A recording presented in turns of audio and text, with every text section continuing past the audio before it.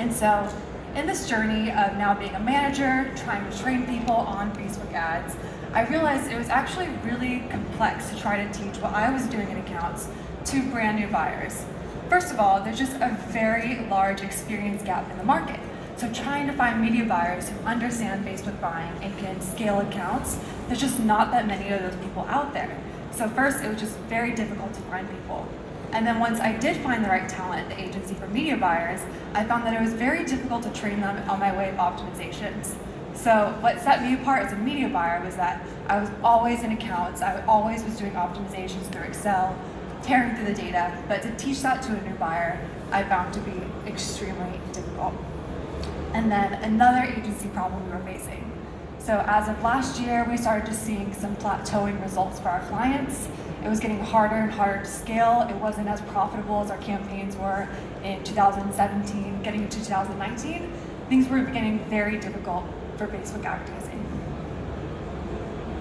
So as this all was happening, as I was becoming a new manager, training media buyers, Facebook released this framework called the Power 5. And this was released in February of 2019. And what the Power 5 is that it's Facebook's framework for saying that machine learning is going to help advertisers optimize their campaigns, and that there's much less need for very heavy manual optimization by a media buyer. And one of the developers that released the Power 5 actually said this quote. He said, "The ways of manually hacking your way to ad success are no longer," which is a pretty bold statement, especially as a media buyer. I was thinking, am I out of a job? Is media buying dead? But really what Facebook is trying to say is they're trying to level the playing field between small advertisers and large advertisers. And they want to make it easy for people to enter the market and to be able to efficiently optimize their campaigns.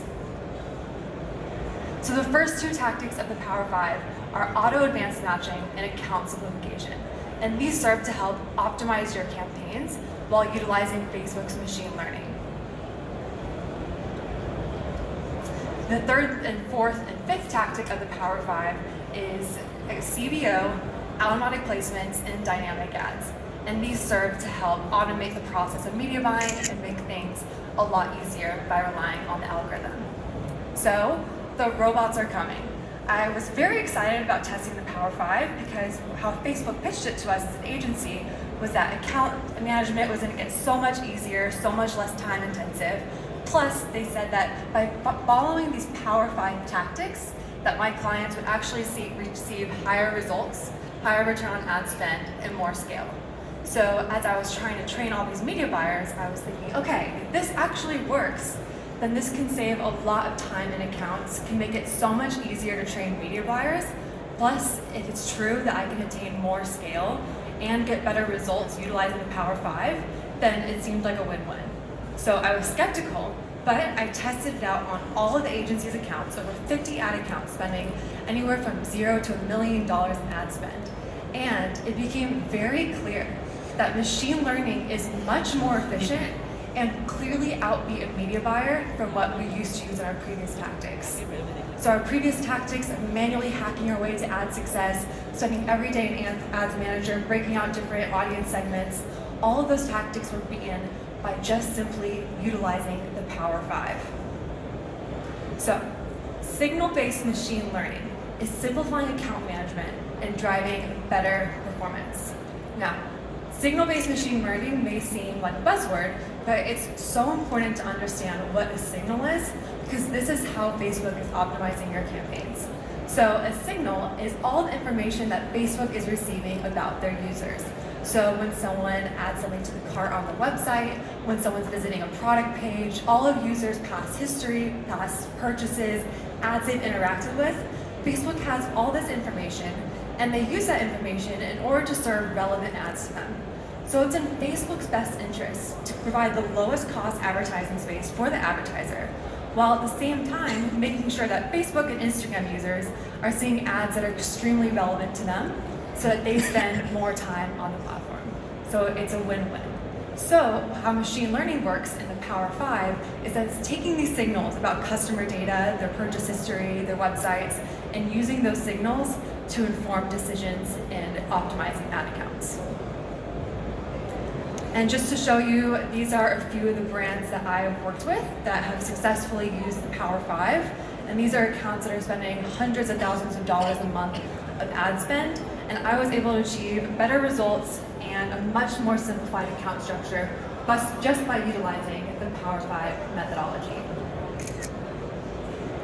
So here's the Power 5 again. And I know my speech today is specifically about campaign budget optimization and my testing with that. But what's so important to understand about the Power 5 is that these tactics don't work best when they're used in isolation. The whole point in the Power 5 is that these tactics are used in tandem. So you can't use campaign optimization without properly leveraging automatic placement, simplified account structure. You could, but you're not going to get the same results and fully take advantage of the power of the platform by using these in isolation. So that's why I think it's so important to fully grasp all of the concepts in the Power 5 before specifically diving in to CBO. So the first Power 5 tactic is auto advanced matching. And this is by far the easiest thing you can implement in your ad account.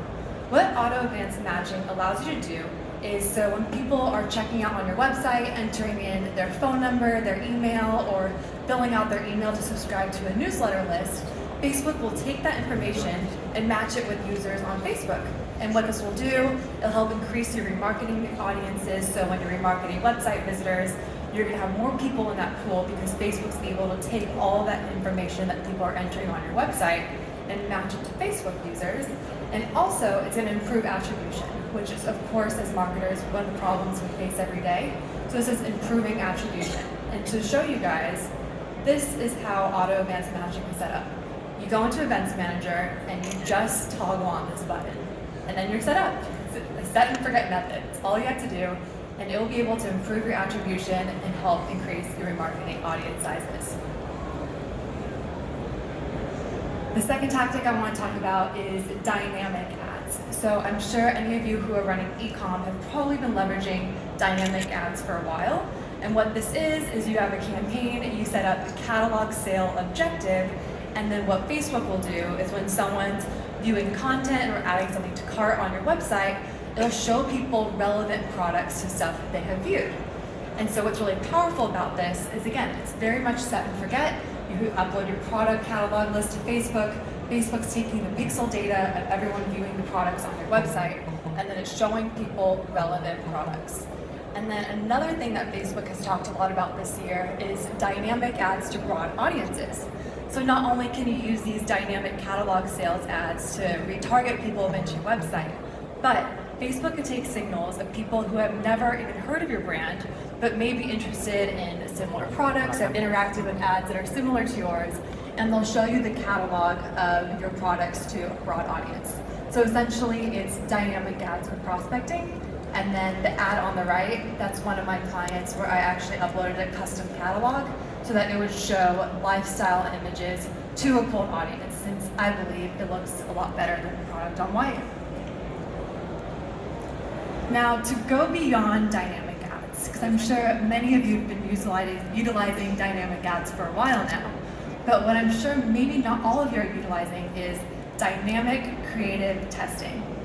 And dynamic creative testing, I'm convinced, is one of the best machine learning features that has been released by Facebook to date. And so what dynamic creative testing allows you to do, again, it's simple setup. On the ad set, you toggle on a switch that says dynamic creative on. And what you can do is on the ad, you can upload different videos, different images, top text, headlines, and Facebook will dynamically test each of those variations against each other and tell you which is the best combination for your target audience. It's very cool, and it's completely revolutionized how we creative test at our agency. So to show you the old way we used to media buy, which I'm sure a lot of you can relate to, if we wanted to do creative testing, testing out different thumbnails, headline, top text videos, we would have to build out each variation as their own ad. Not only was this extremely time intensive, but also it was very difficult to get statistically significant learnings on each variable. It took a lot of budget in order to spend enough on each variable to know which was actually driving performance for our audience. So the new way of creative testing, and what I've been leveraging in all my ad accounts, was dynamic creative. So uploading all the different variations, but it's all within one ad. And then Facebook is dynamically testing each variation against each other to find which combination is going to perform best for your audience. And to show you a bit about the setup, so when you toggle on dynamic creative on the ad set level, when you build the ad, you'll be able to upload different photos, different videos, and then if you want to see the results of your dynamic creative, all you simply have to do is go into the breakdowns in Ads Manager, and you can break down by video, headline, top text, so you can see the best performing variable for all of your creative testing. So this has allowed me to be able to build creative testing much faster and also get creative results much faster. So I can use less budget and be able to get statistically significant results to tell my client within even a week. So this has completely revolutionized the way we are creative testing. Plus, the way the algorithm works is that the more creative variables that you give the algorithm, the better it can optimize. It optimizes on the user level. So if they know one person is more likely to convert from a short form video versus long form versus image, it's going to serve the variation that that person is most likely to convert on. So it's going to be in your best interest from a performance perspective as well to be utilizing dynamic creative testing. The third tactic of the Power of 5 is automatic placements, and this is something that's also been available for years now on Facebook, but it's gotten more and more powerful in recent time. And what automatic placements allows you to do is you can upload your square video or photo, whatever your creative asset is, and Facebook will test it on Facebook news feeds, Instagram news feeds, stories, audience network, all of the available placements. There's 17 available placements now that Facebook will test your creative on. Now, the old way of media buying would be that maybe you select feeds only, or you select whichever placement you wanted to test. But where automatic placements is very powerful is that it knows which users are most likely to convert on which platform. And also, it'll go after where is the lowest cost conversion available. So news feeds might be very expensive, so they know that someone may purchase on Instagram stories instead. So they're going to be able to drive lower costs over time utilizing automatic placements. So I wanted to show you an example of one from my client. This is a client called Pup Socks.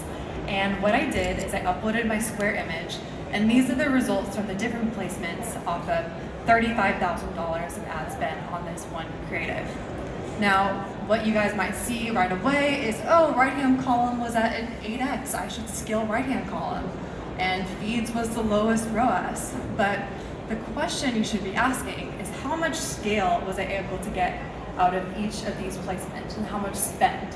So I will show you guys the breakdown.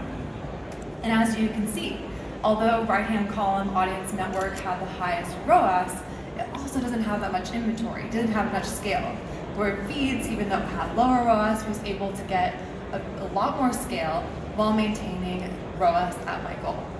So I talked to a lot of media buyers, and a lot of media buyers will push back on automatic placements, and they'll say, I only run on feeds. Feeds convert the highest, they have the most scale, but what you're missing out on if you're just running on feeds only is the opportunity to show your ads at a lower cost conversion. So I showed the breakdown on the screen. If I was just to run on feeds only, I would only be able to achieve a 2.5x ROAS and 31K of spend. Whereas because I opened up to automatic placements and letting Facebook serve my ads on cheaper opportunities for inventory, like audience network stories, and I'm able to achieve more scale, 37K, and a higher ROAS by taking advantage of these lowest cost placements. And we tested automatic placements across the entire agency, and what we saw is a 23% lift just by toggling on automatic placements. Again, this is so simple and extremely revolutionizing the way that we're testing. It's eliminating the need to test out every individual placement, and we're allowing Facebook to use the algorithm to serve our ad where the individual user is most likely to convert at the lowest cost to the advertiser. The fourth tactic, and I must say is probably my favorite tactic of the Power 5, is account simplification. So this year, we've revolutionized the way that we buy on our agency accounts. We're minimizing the number of campaigns, and we're consolidating the account structure to follow Facebook's best practices. And to show you, this is how we used to buy, and maybe how some of your ad accounts currently look. with hundreds of different ad sets, hyper-segmenting out different audiences, different placements, even by creative type, and you end up with an ad account that is an explosion of data.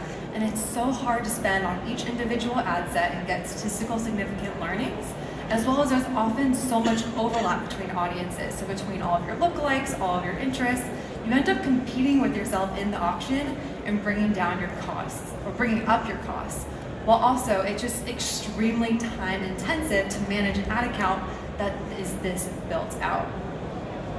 Whereas the new way with account simplification is having a minimum amount of ad sets, so consolidating audiences together, similar audiences, broad audiences, putting them in your funnel, and then utilizing minimum campaigns. And what this will allow you to do is, because you're utilizing broader audiences, you're gonna be able to get through your budget more efficiently, because the algorithm has the signals in place of who is your ideal person to purchase. So if you give Facebook a broader audience of who to serve to, then it's not putting any limitations on the algorithm.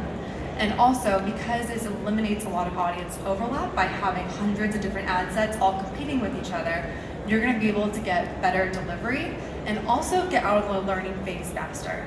The learning phase is so crucial and important. It's so important that you're out of learning phase so that you can be at the full optimization efforts that Facebook has available to you. By having hundreds of different ad sets, you're not going to be able to get statistically significant learnings on each individual audience, and it just gets very hard to see what variable is actually working. So I wanted to show you guys how I default account structure my campaigns. So I have the classic prospecting top of the funnel, where I'm showing a cold audience and I'm utilizing broad interests, lookalikes, and then utilizing dynamic creative testing and campaign budget optimization. Then I have my middle of the funnel, which is my re-engagement audiences. I'm targeting people who have interacted with the Facebook page, Instagram, video views. And then finally, bottom of the funnel is remarketing. So people who have been to the website, past purchasers, all across the board, utilizing CPO, account simplification, automatic placements, all of the Power 5 tactics. And then lastly, the DPA, dynamic product ads for remarketing. And if any of you guys want a copy of this, I'm going to be at the Facebook ad mixer later today after the speeches. I'm happy to email you a copy if you didn't snap a photo. And to show you visually what this looks like for my campaign. So top of the funnel, I have UGC, people talking about the product, keeping it very authentic. Middle of the funnel, I start to get more product focused. So I move away from the UGC, PR, and now I'm talking very much about product benefits. And then bottom of the funnel, those dynamic product ads, I'm showing people the products that they viewed on the website. And this is what it ends up looking like in my ad account. So it's a very simplified structure. It's so easy to see which variable is actually moving the needle for my clients, and you don't end up competing with yourself in the auction. So it's truly a win-win having a simplified account structure. Finally, we're on to campaign budget optimization, which is my favorite topic to talk about because it's a bit controversial.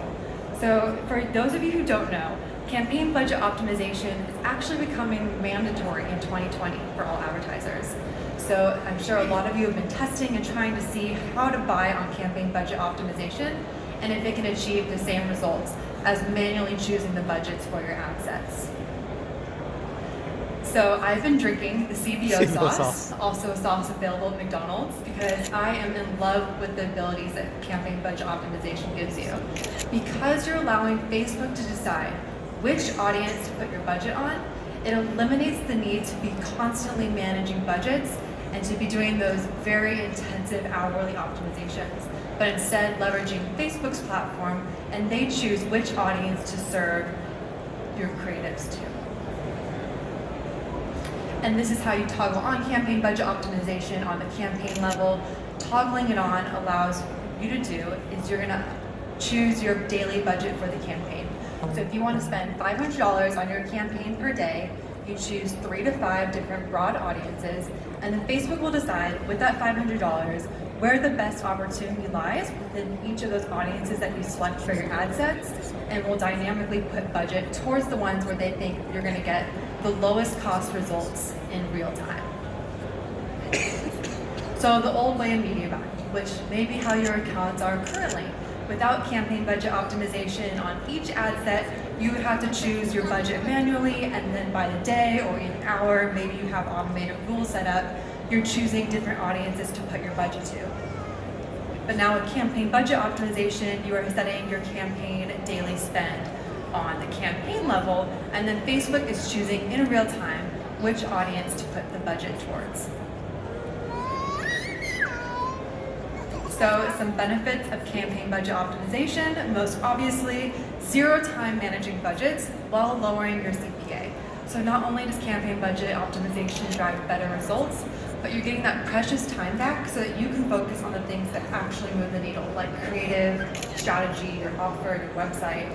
Those are the things that make the biggest difference in your ad account. And so now that you can spend less time managing budgets, you're gonna have that precious time back to work on the levers that truly make a difference.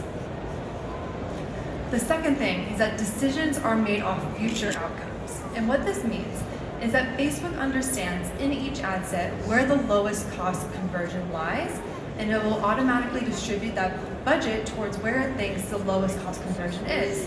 Whereas a media buyer, so if I was an ad account, I don't have access to any of that data that Facebook has about its users and when and where they're most likely to convert. So all I can do as a media buyer is make decisions off of past outcomes, which is often very inefficient. I have an extremely limited data set because I only know past information about my campaign. And even if I'm using automated rules, it's always based off past data, past CPA. Facebook has the data set of how they think that their users are going to interact in the future. So their data set is just much more powerful and can make better decisions than an individual media buyer has access to in terms of data. The third major benefit is that it deduplicates audiences. So if you have 5 different audiences within a CBO, you don't have to worry about audience overlap. If there's the same person that lies within multiple audiences, Facebook will just move the budget towards one, but it won't put the other one in the auction. So what this allows you to do is you won't end up competing yourself and driving up your costs. See, Facebook's algorithm is smart enough so that it'll just put the budget towards one of the ad sets while ignoring the other, so that you're not competing with yourself in the auction and running into delivery issues. And lastly, but probably most importantly, is that CBO avoids restarting the learning phase. And as I mentioned, the learning phase is so important to get out of in order to fully optimize your campaigns. And what Facebook recommends is getting at least 50 conversions events a week in order to fully optimize and to be out of the learning phase. But if you're not using campaign budget optimization and you're changing your budget daily, hourly, using your rules, what it does is that every time you make a major change to the ad set, it's resetting the learning phase. It has to relearn who is most likely to purchase on this ad set with your creative, and you're never going to get out of that learning phase and into the true mode of optimization. So that's why CBO is so important, because you set your budget on the campaign level, you let it go, and you let Facebook fully optimize and learn on your audiences and your ads. Now there are some downfalls of CBO, and that is because it requires a volume pixel data. So like I mentioned before, the signals. Facebook has to know who your ideal customer is. So if you don't get a lot of website traffic, not a lot of purchases on your website, it's going to become very difficult for Facebook to figure out who inside these broad audiences are most likely to convert. So it is important to have a seasoned pixel and to have enough pixel data coming through on your website so that Facebook can fully optimize. The second is, of course, less control with campaign budget optimization. And as a media buyer who used to pride myself off of manual optimizations and diving into the data, that's just no longer needed. And I'm giving up control to Facebook to best optimize my budget, which is a bit scary. I completely understand that, especially if you're seeing right away that maybe results aren't as good with CBO as your prior manually optimized campaigns. But I think this is probably the biggest concern with CBO, and something that I have to talk to a lot of entrepreneurs and media buyers to get over, is almost this fear that Facebook is not working in your best interest. So I hear all the time from media buyers, they say, if I let Facebook choose what to do with my budget, they're just gonna blow my money. They just wanna take my money. But that's a very short-sighted way of thinking about Facebook and its true value. What Facebook wants to do is it wants to provide the lowest cost advertising for its advertisers while again showing relevant content to its consumers, people using Facebook. So because Facebook wants advertisers to put more budget towards Facebook, to scale on Facebook and not move to other platforms like Snapchat or TikTok, it's in Facebook's best interest to provide the best results to their advertisers. So although Facebook is making CBO mandatory and it seems like it's giving up a lot of control, just know that Facebook does have the advertiser's best interest in mind, and it's going to use these algorithms in order to get you lower cost results. Now, the CBO challenge. So I posted a few months ago in an ad buyers group, I said, is anyone up for the challenge to manually buy on a campaign versus a CBO campaign where it's set and forget? And I'll show you guys the post. I was in Tim Bird's Facebook ad buyers group, and I said, will a robot take your job? Do you take on the challenge if you were to buy against a CBO campaign and see which one would win? I was genuinely curious. Maybe there are media buyers outside of my circle and my agency that can outbeat the algorithm. I was completely open to that. So I got 95 comments on here. A lot of people wanted to prove me wrong, that a robot will not take their job and that CBO is not as smart as their media buying tactics. So I was able to enlist a media buyer friend of mine, Eric, acquaintance. He was up for the challenge of trying to beat the algorithm. And then I told Facebook about this experiment, and they were so excited to prove the value of CBO, they gave me a $10,000 coupon to test this out. So how it was set up is that Eric would get $5,000 for my client, and then Facebook CBO would run another campaign, and we would run it for 2 weeks and see which one would get the better results. And I talked to Eric. I'm like, so how do you media buy? Like, tell me about your process. Why do you think you can beat the algorithm? And his tactics were very similar to what I hear other media buyers say. They say to look at ROAS, CPA per day, what's the AOV for that ad set, what's the cost per add to cart, you need to check out, looking at all these metrics and then making rules about when they would lower budgets and raise budgets based off of these if-then statements. So if CPA is lower than this, then I'll put budget here, etc. So that was his media buying process. And then I found a client. One of my agency clients, Road ID, was of course very keen to take on a 10K free ad credit from Facebook for a test. And so they sell identification wristbands. So people who go on runs, live an active lifestyle, maybe they're out biking, they want to be able to have a form of identification in case something bad happens and emergency services need to be able to identify them. Average order value is around $30, and they spend around $80K a month on Facebook ads. And this is important because this account has a lot of pixel data. They were running this account for a couple years, so it's fully ready to take advantage of Facebook's optimization techniques. So here's the setup. 5K to the CBO campaign, and then 5K to the non-CBO campaign, so that came out to $357 of budget each day per campaign.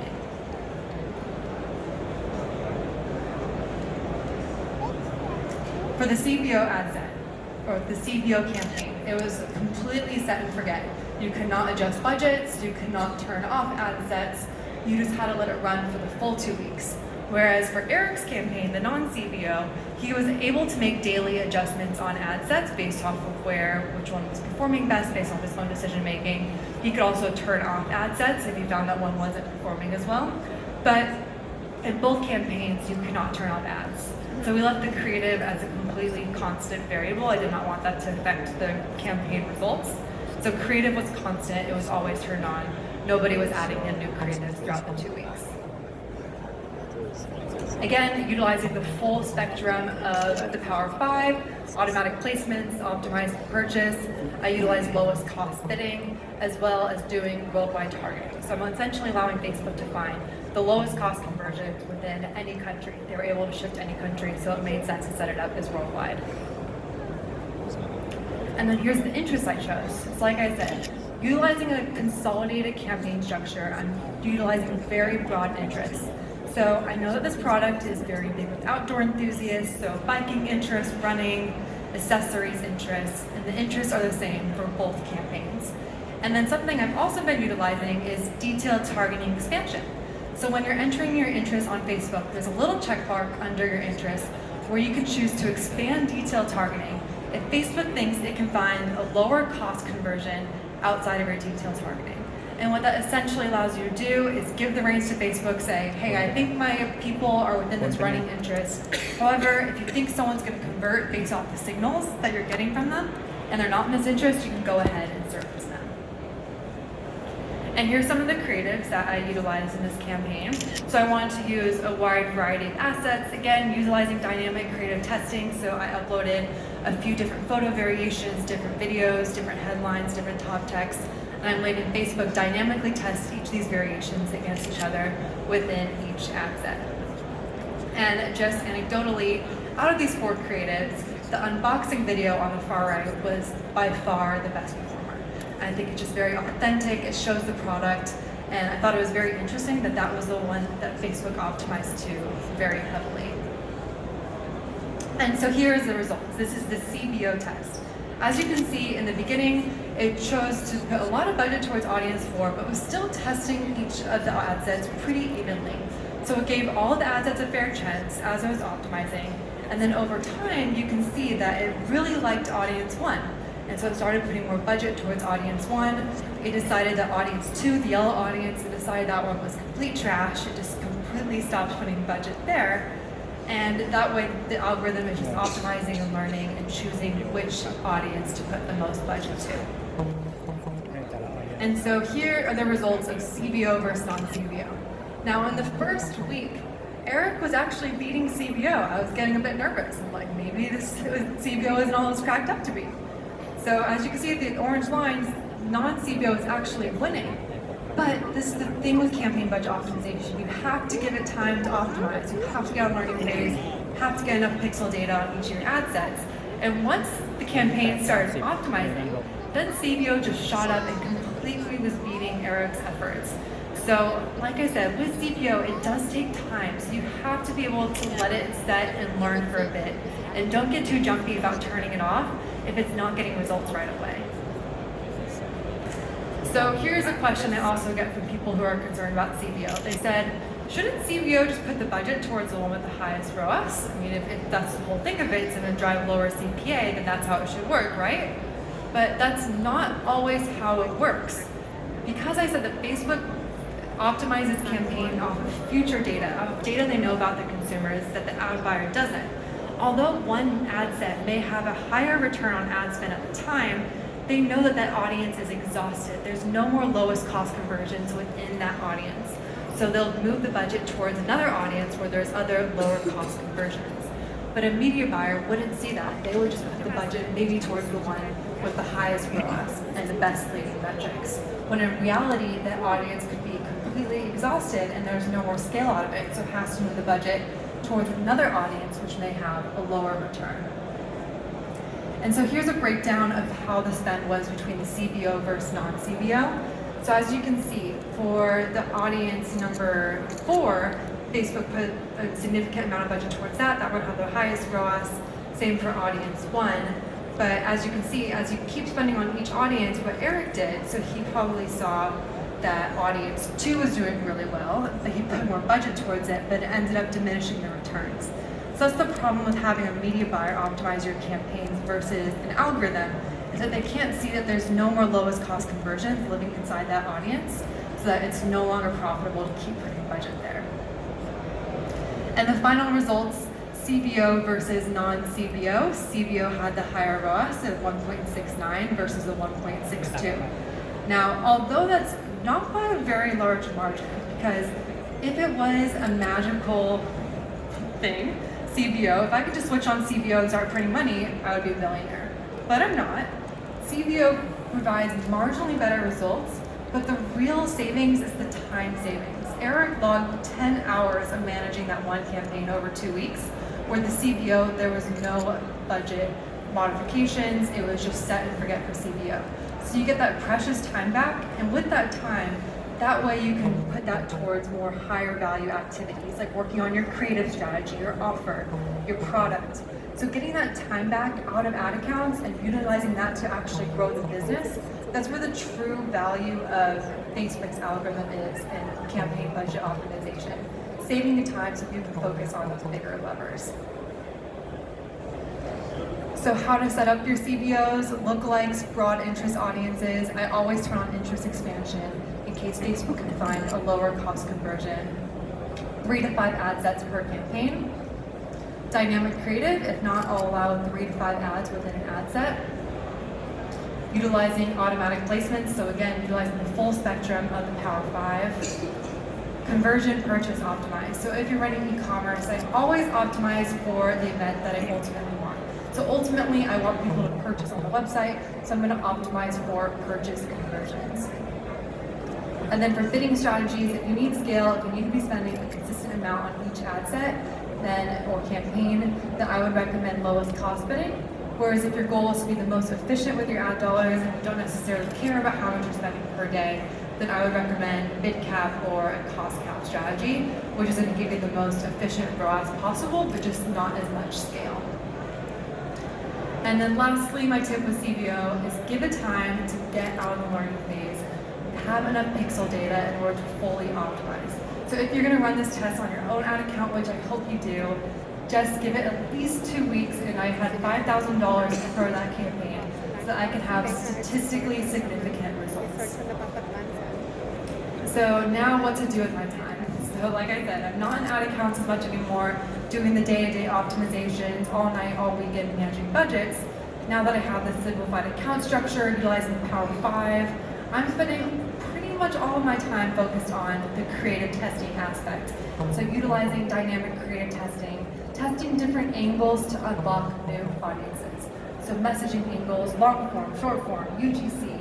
My entire focus now in terms of Facebook is doing creative testing instead of audience segmentation. So the fastest growing advertisers create 11x more creative, which resulted in 3x more revenue. So I know some of you guys might be thinking, how do I get 11x more creative? So what I've been doing for my clients is these UGC type videos, making it very authentic, filming it with my iPhone, boomerang style, unboxing, application videos, testimonials, and these are all filmed on my iPhone, and just to get the volume of creatives up. But what I found this year is that this style of advertising was actually working better than the very produced creatives that we would do in the studio, because they're authentic and because they're designed to convert on Instagram stories. They're native to the platform. It looks like your friend or an influencer could be posting it. So I would highly recommend, if you're trying to get a volume of creatives, get a bit hacky with it, utilize your iPhone, get your friends the products. That's usually where the best creative comes out of, in my experience.